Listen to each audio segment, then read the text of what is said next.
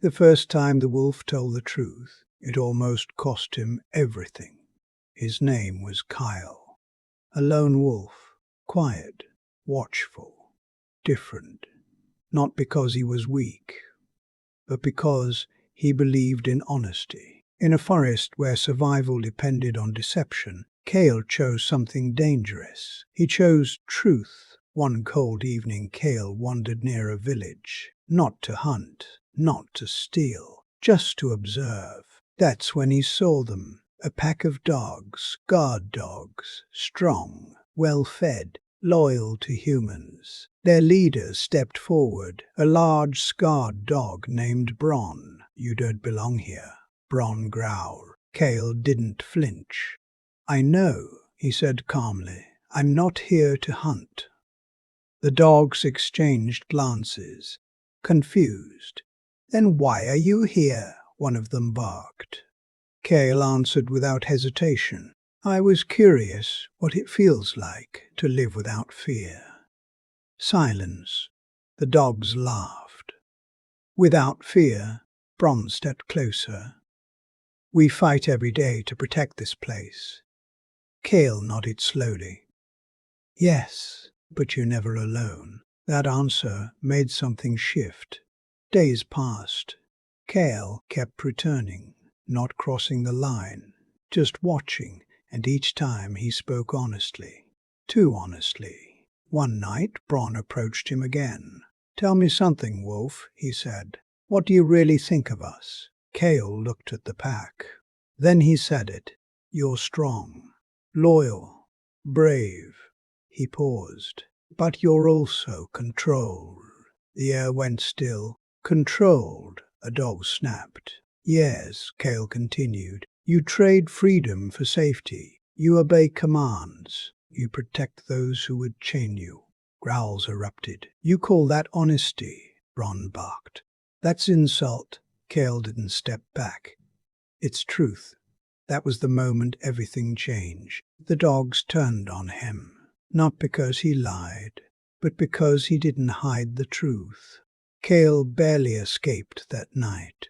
Teeth tore into his side. Claws scraped his back. He ran bleeding into the darkness, and for the first time he questioned himself. Days later, weak and wounded, Kale lay by a frozen river, his breath shallow, his body failing, and his mind replaying every word. "Maybe they were right," he whispered. "Maybe truth isn't enough." That's when he heard it. Footsteps. Soft. Careful. A small dog emerged from the trees, one of Bron's pack. In his mouth, herbs. "I shouldn't be here," the dog said quietly. "But you were honest with us." Kale blinked, confused. "You attacked me." The dog nodded. "Yes, because it hurt."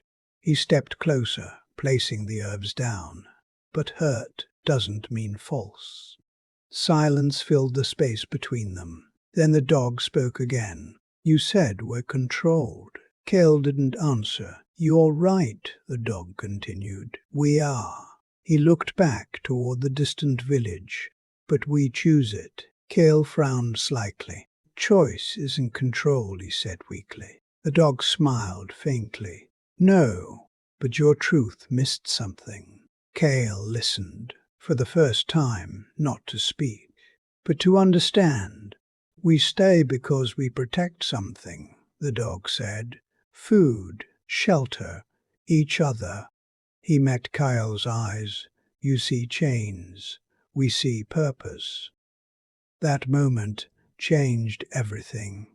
Not the truth, but how Kale understood it. The dog turned to leave, then paused. "Next time," he said, "don't just speak truth."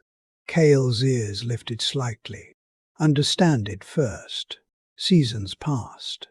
Kale healed. Stronger, wiser, still honest, but no longer careless. And when he returned to the edge of the village, he didn't say, "You are controlled." He said, "You chose a different kind of freedom."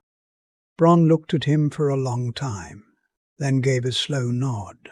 because this time the truth didn't divide them, it connected them.